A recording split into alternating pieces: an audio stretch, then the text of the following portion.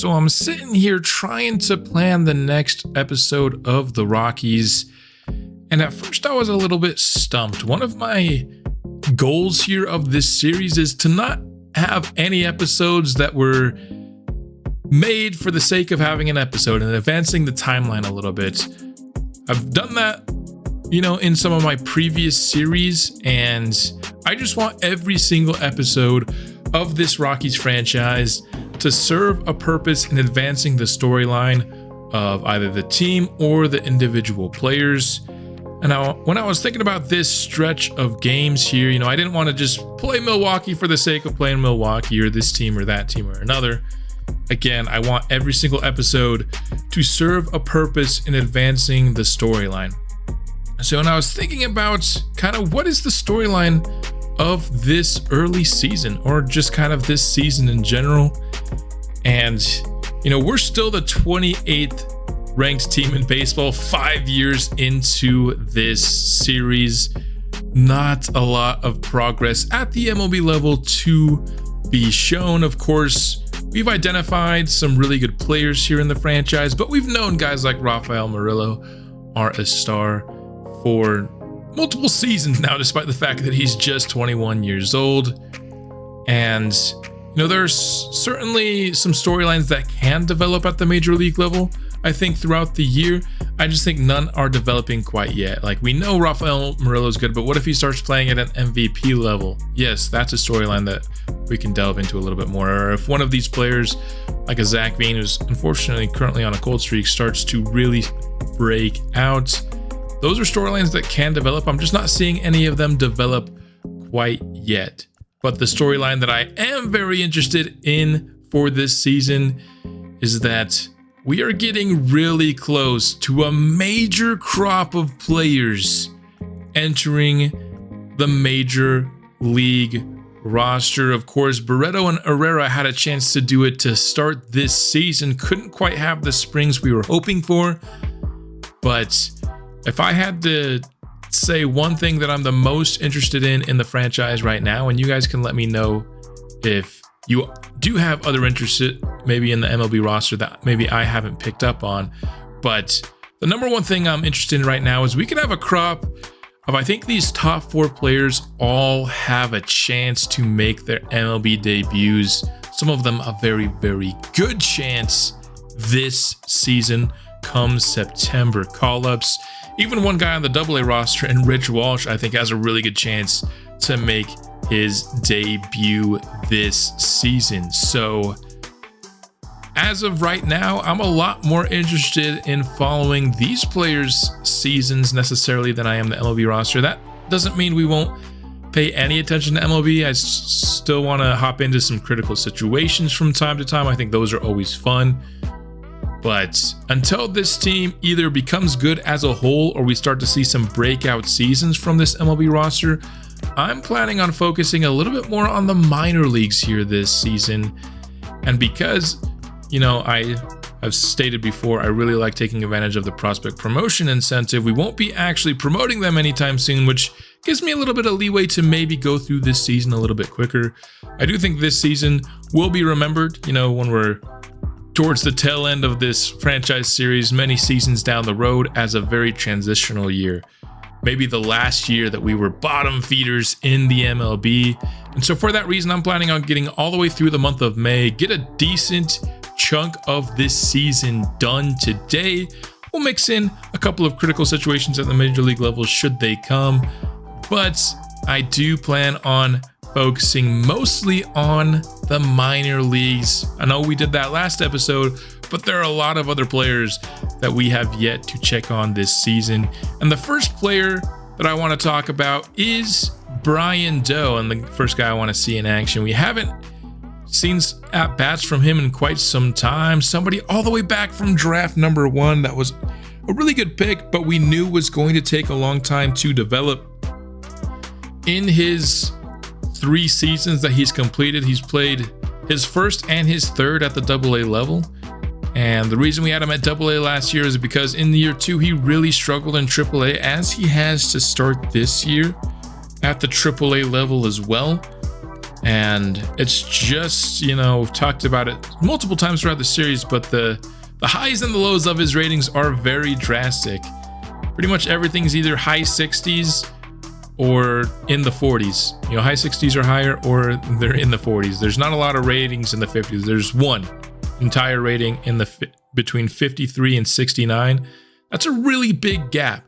And so there's always been a question to me, and what is the right time to bring up Brian Doe out of all these, you know, big five, I would say, in our minor leagues that have a chance to make it up to the major leagues this year. I would say Brian Doe is probably the least likely, just because I do want as much work on these weaknesses as possible. But if he can have a really strong year at AAA, turn around this kind of rough start only on 43 at bats, then I am gonna let Brian Doe get a call up if he can get some solid additions. It's the longest road for him, I'd say, out of any of these players, but it's not a road that I think is impossible.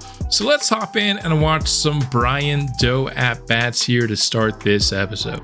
Actually, one small thing before we get to the Brian Doe game, I did simulate one day so we could get to a fresh series for Brian Doe.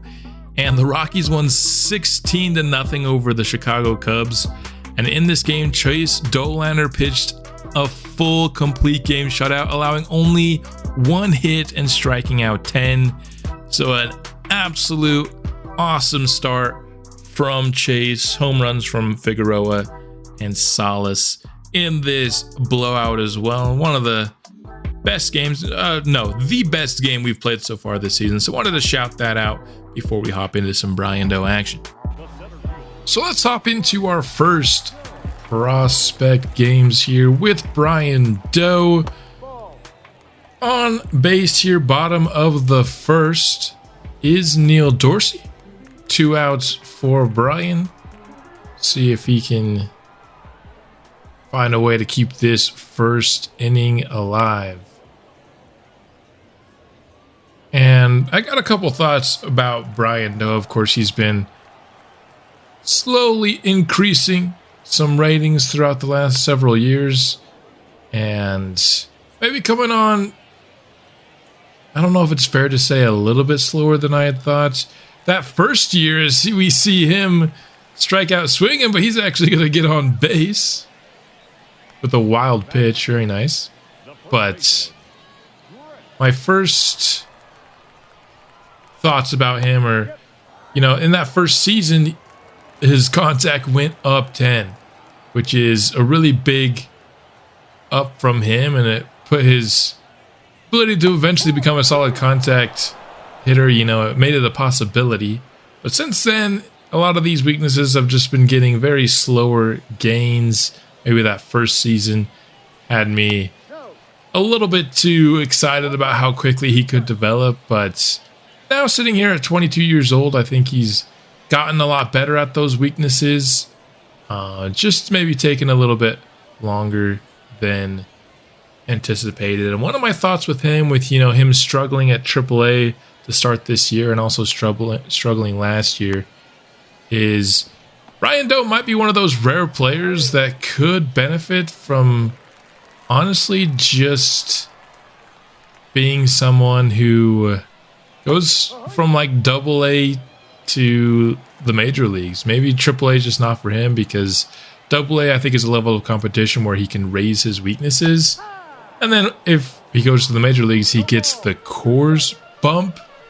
So if he struggles much further into this year and continues kind of hitting in the low 200s, don't want that contact to go down by any means.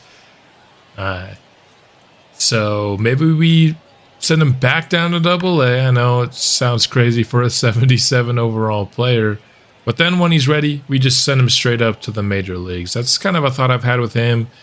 Might be one of the rare cases where that would benefit him the most. Most guys, I think do benefit from slowly increasing the level of competition and showing they can produce at each one. Maybe Brian Doe is the exception to that rule. This one's hit deep to left field. Outfielder giving chase, and it is out past the wall. A home run for Brian Doe, his second of the season. While the contact might not be there, he's always had the ability to hit the deep ball.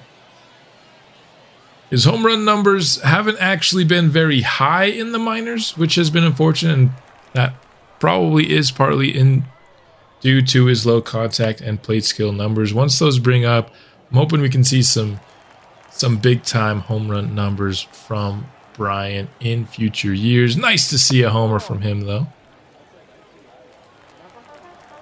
Another thought I've had with Brian Doe is perhaps with him, could he be a very unconventional leadoff hitter? And I know you typically want a lot more contact and play skills from your leadoff spot, but one of the reasons I think this might actually help him out a little bit is the fact that his clutch isn't very high. Now, it's not much lower than his contact, at least against righties. It's a decent bit lower than his contact against lefties as he draws a walk there. But that would just give at least one guaranteed inning. You know, in the first inning, he's using his contact rather than his clutch. Hopefully that could bring his average up. So, thought about that while I was watching the footage for these Brian Doe games. And this is the first of two that we will watch. And I think I'm going to try it out after these two games. Put him in the leadoff spot. Maybe let him use this episode as a chance to prove he has the capability to do it. And if not, then we'll bring him back down in the lineup to the 4th spot. Or maybe even lower if he continues to struggle. Or again, I might even call him back down to AA if he really is struggling through the month of May here. Let's hop into this second game, but sometimes a player just needs a shift in their spot in the lineup to kind of get things going. And so I'm thinking a shift in where Brian Doe hits. You know, I've talked a lot in this series about wanting to find that leadoff base runner kind of skill set who can also play some defense. And maybe this series just isn't meant to have one of those. Maybe we're meant to have a more unconventional leadoff type of player. Somebody who does have the speed and base running skills, but also gonna hit probably better for power than for average throughout his entire career. You know, that could be something that we try out for sure. I know, you know, you look at the Phillies and they have Kyle Schwarber hitting leadoff, more of a power than the contact guy, though he does draw a lot of walks as well. So maybe Doe doesn't really have the plate skills. Even if you don't have high contact, you'd at least want some better plate skills, I think, from the leadoff spot. So I'm not sure the ideal will work, but I do think it's worth a try with him just to see if it can bring his average up here. But maybe trying to show off some plate skills here, being very patient with some of these pitches. Some I think he definitely should have turned on. Your full count, bottom of the 4th, and he looks at another one inside the zone. I mean, trying to improve his discipline, but maybe not quite there yet. Pitch to hit here is deep to right, but it will end up going foul. He's hitting under 100 with runners in scoring position, and that's what made me think about putting him in the leadoff spot when I saw that stat for the first time when the gameplay was being recorded, because that's really bringing down his average. So if, you know, you can guarantee at least with his first at bat, nobody's in scoring position. I think his clutch is 45 and his contact versus rights is like 48, so it's not a huge drop off there, only 3 obviously, but especially against lefties when his contact is in the 50s, it's a pretty big drop off down to 45. And it could be impacting his average. So there you have it. 2-2 here is fouled off. 0 for 2 today. 1 hit through the first 2 games. And the only 2 games we'll be watching of him. Another one right over the middle. Just couldn't quite get the bat on it squarely. And this one's lifted deep to left center field. Be hauled in by the center fielder, but certainly deep enough to grab the game-tying sacrifice fly. Not going to count as a hit, of course, but he will pick up the RBI via sacrifice fly. Back up here, still a tied game. Bottom of the 8th, one gone, no one on base. And here's facing a lefty, which again I have said is his better side for contact, not necessarily power. His power is actually slightly lower against lefties. With contact into the 50s, I feel like he could be a pretty decent enough hitter against lefties. Maybe we do bring him up, maybe somebody who starts only versus lefties. We just have a lot of guys who are better against lefties than righties already. A quick update on scouting at this point. I'm going to do something I rarely do, and I'm only going to scout starting pitchers versus in the East for 4 weeks. And the reason why is there's only a couple of interesting players actually that we scouted, and both of them are NR. And so I don't feel like, you know, they're going to be taken high unless, of course, they were discovered. I think Howe was discovered, and what's his name? Soto was just a NR player, but he was on the MLB board. So apart from that, all the other guys that I kind of liked for the East fell down the board, unfortunately.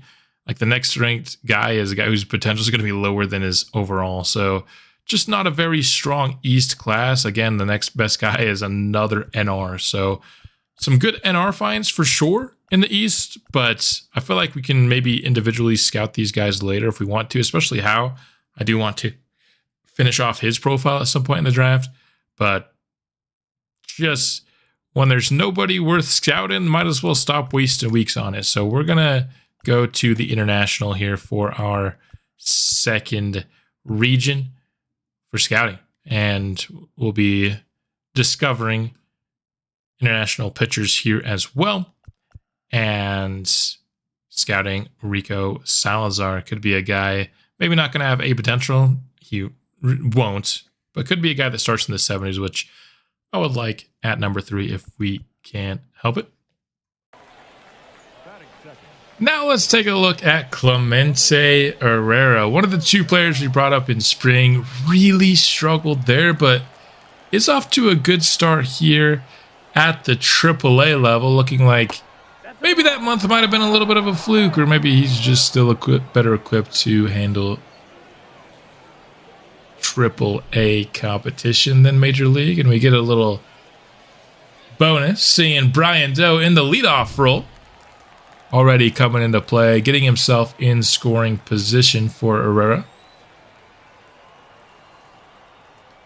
Especially against lefties. I mean, how many of these players we have on the team? Another guy who I think as a hitter against lefties is already ready to go with contact in the 70s and power in the 60s. That should be able to play right away.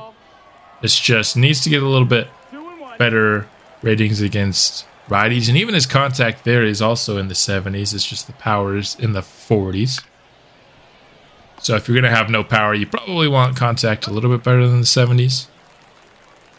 But 40 isn't, you know, so low that you can't develop it. I think he could eventually become a pretty decent all-around hitter as he grounds out to start.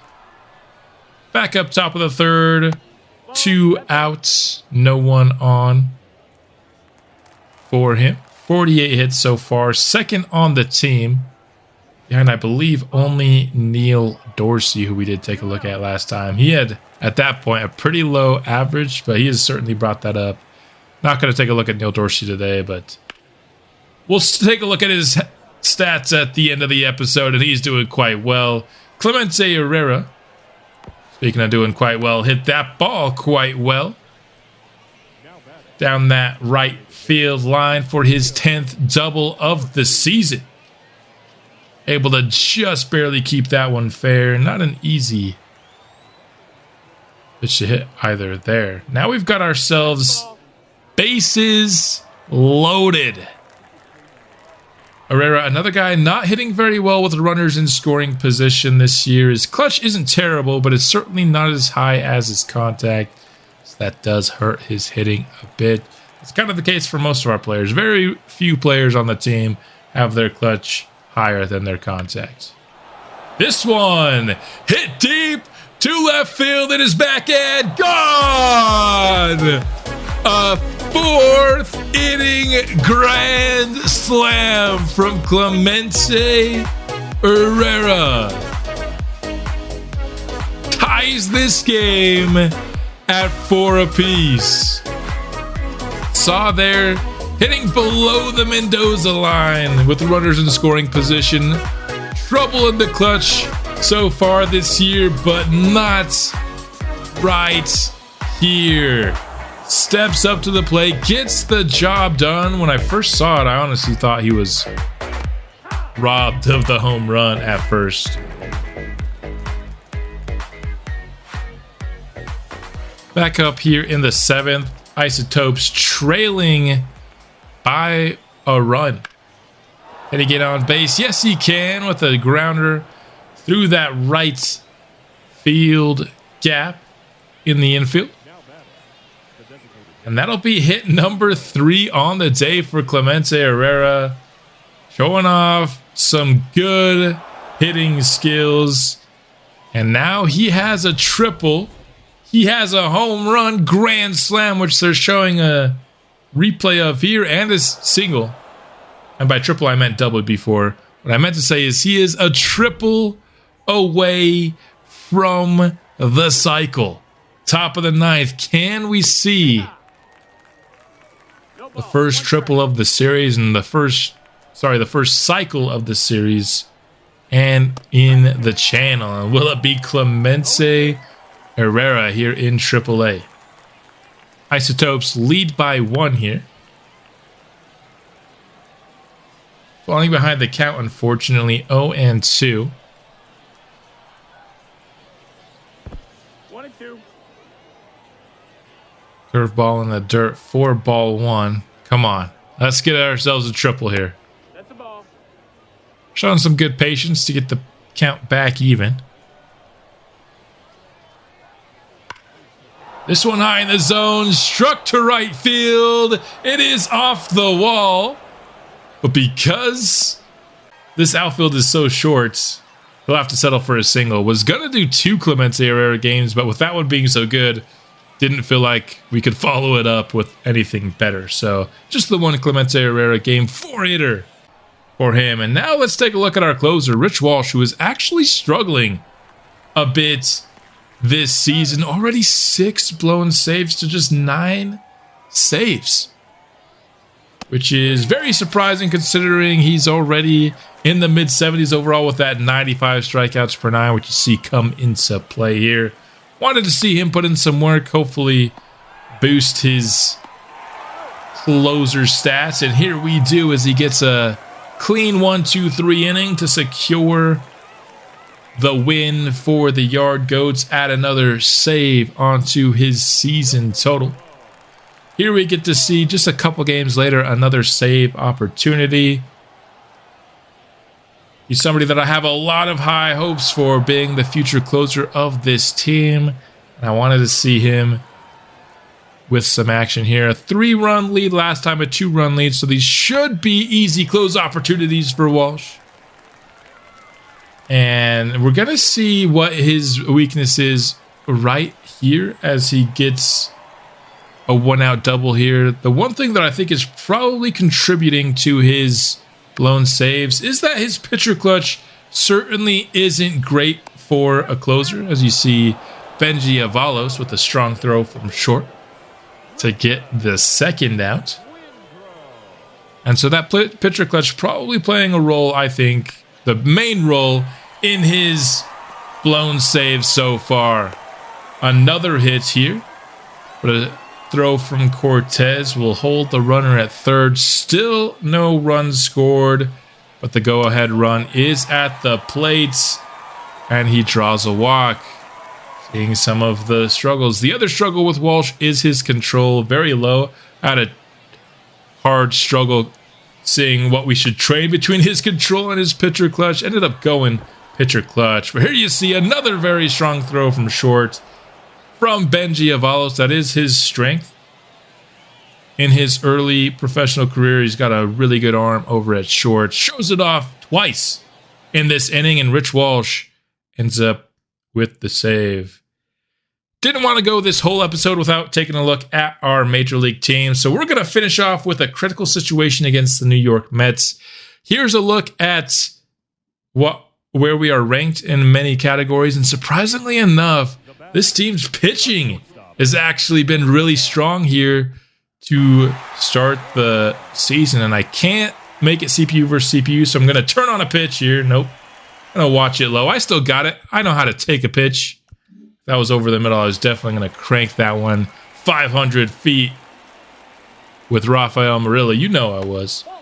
But instead, we'll let Rafael do the batting himself, as he's proven very capable of doing. Already 2 hits so far in this game. Could give the Rockies the lead here, but it looks like the Mets aren't trying to pitch at him at all. So far, 3 straight balls from Eli Morgan. And that's the one thing I don't like about the AI in the game. I know it's 3-0 and you should probably take it, but something hanging over the middle like that, you just got to turn on it. You're probably going yard, man. And because you just let it go, now all of a sudden, it's a full count. Ultimately, though, Rafael Murillo will get on base with a walk. Base is juiced. For the rest of the at-bats for the rest of this game, we'll just show the results. Ethan Salas, 2 hits today. And he's going to ground into a double play. It does tie the game up, so it wasn't the worst thing he could do. The worst thing he could have done was actually strike out. But it does put 2 outs on the board for the 8th inning for the Rockies there. And now it's up to Sterling Thompson to try to give the Rockies the lead. Not going to happen here. This game's going to come down to the 9th. Well, are we headed to extras? Or will one of these teams close out this game? Bryce Elder, somebody we took in the Rule 5 draft last year. This is our first chance looking at him, and there you see Kyle Brown fumble a little bit with another grounder. He's done that just a little bit too much for my liking here in our watched games. Hasn't hurt him. He usually ends up securing it and making the throw on time anyway, but if this team ends up being good, that could be something I could definitely see come back to bite us down the stretch of a close game. And I will say that the Rockies have surprise. They currently have a winning record as we watch this game. Not something I would have predicted at all. And I'll give you a look at the record at the conclusion of this game. But a runner in scoring position now for the Mets brings up Mauricio. But a fly out to Jordan Beck keeps this game even with a walk-off opportunity for the Rockies. Bottom of the 9th, Zach Veen, the first one up. Full count pitch is inside. The Mets bringing in Diaz, not for a close situation, but trying to force extra innings here. That'll bring up Michael Chavis. This one's hit deep. Back to center field, and it is over the wall for a walk-off. Home run for Michael Chavis. 430 feet, and the Rockies secure the victory. That's the 8th straight victory for the Rockies, bringing them up to a winning record in the month of May. And what an action-packed episode. We saw a walk-off, we saw a grand slam, another home run too.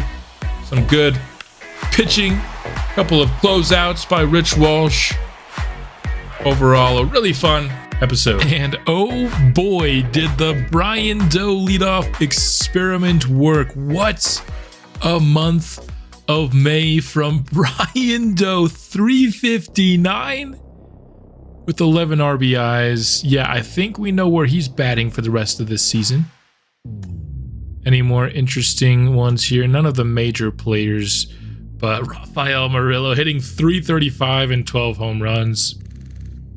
A major force behind the fact that the Rockies are a surprise team, as you expect he would be. A lot of guys on a hot streak right now. Chase Dollander down to a 3.35 ERA with a 1.12 whip. We saw that he started this episode with an ERA above 7. So he's really turned things on. Ethan Salas continues to struggle, unfortunately. Excuse me. But just not hitting well against righties at all for some reason this year. Kopech having so far his best season with the Rockies by like a full ERA and 0.2 whip. Jose Barreto started to cool off a little bit at the AAA level, unfortunately, but those are still numbers that you're comfortable with for sure. Kyle Brown rebounding after a tough start. 5 home runs for him. You'll take that.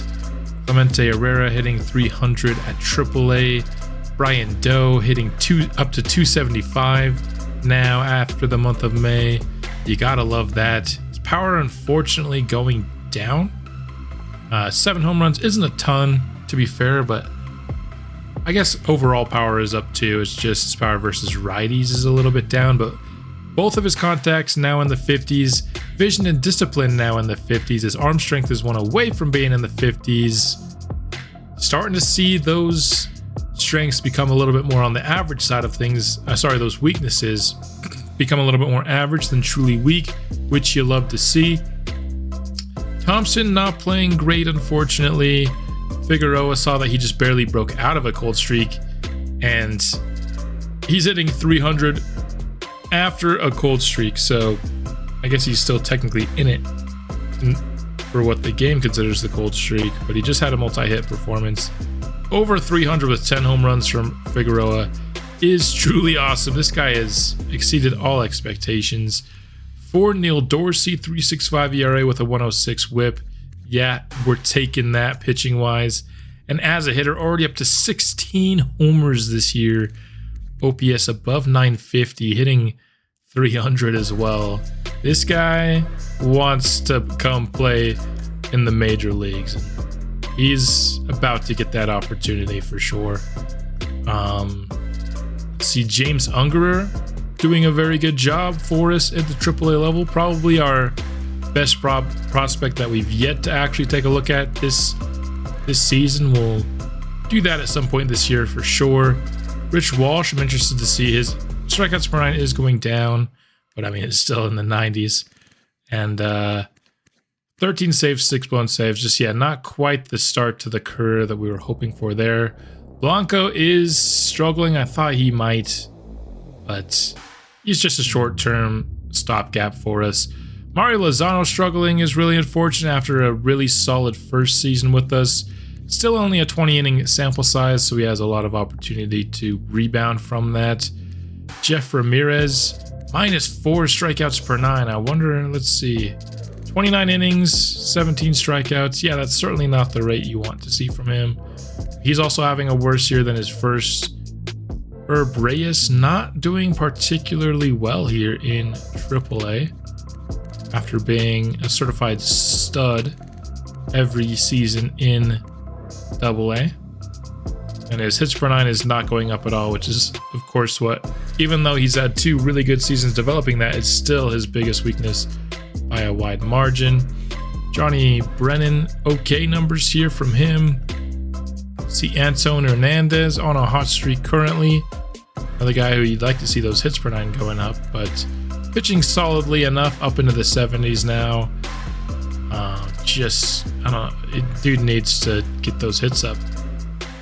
Cole McCracken, another guy not doing as good as he did last year. A lot of the bullpens, tend to sway year to year, and this looks like a kind of a down year across the board for our drafted bullpen guys. 15 saves to 3 blown saves isn't atrocious though. Juan Rocha not hitting as well as I would hope. Is coming up against lefties, but just not hitting righties, I guess, as you would expect him to. OPS below 700 is a disappointment for him, for sure. Benji Avalos hitting better than him is certainly a surprise. He's worse against both righties and lefties. And getting some boost to his play skills, which he desperately needs, so you like to see that. None of his hitting stats have changed at all through the first 2 months of change of the season, which is really interesting. Cortez playing really well for us, continues to just be a guy that maybe projects to be a good on-base guy against lefties someday as a backup outfielder. We did get an injury to Alex Cruz, who was having himself a really good year to start. So that's unfortunate for him, but he'll be out an extra 1 to 2 months with a broken leg. Ralph Gilmore, one of the guys who was much better than I had anticipated when we drafted him. Another guy I want to see pitch, just because I want to see that palm ball. He also has pickoff artist, one of the few prospects that actually has a quirk. Gregorio Dominguez, +4 power versus righties. I've actually seen a couple of home runs from him. So 7 home runs is pretty high for what you'd think from him, hence the +4. And when I say I've seen his home runs, I haven't actually seen them, but in the games that we've been taking part of watching another player, he's hit a couple of home runs, which has been surprising. Chris Benoit, another guy with an injury. This one's a lot more minor. He's up to a 64 overall, pitching excellently at Double-A. Finally, we get a reliever who's doing something for us. Only 11 innings pitched for Dusty so far, but you know, he hasn't been the closer this year with the addition of Walsh. So that's kind of eaten into his innings a bit, but he's still pitching really well when given opportunities. We do have Raymond Park in Single-A this year, even though he's in the 60s, just because he really struggled last year. So I want to give him 1 more year in Single-A, and then next year we'll bring him back up onto the teams, and pretty much all of our other prospects below that will also be in Single-A. So the Rockies, surprisingly, with a winning record through May. Now, they had a really good May last year too, and we ended up not finishing the season nearly as good as I would have hoped. We'll see if that's the case once again this season, but very encouraging stuff, including a 6-game win streak here, with Milwaukee and Boston sweeping 2 consecutive series, and then a 7-game win streak here. That looks like 1, 2, 3, 4, 5, 8-game win streak, sweeping the Royals, the Padres, and the Mets all in a row.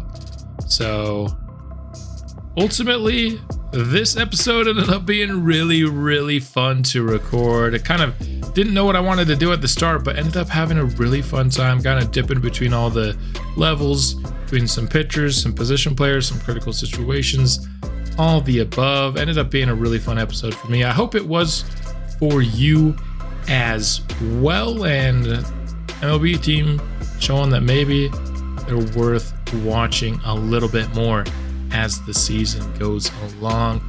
We will likely get up until the draft next time, so I'll save my thoughts on the draft class for that next episode. Keep you in suspense just a little bit. Well, that's all I've got for this one. We'll see you soon for our final draft preview. Until then, go Rockies.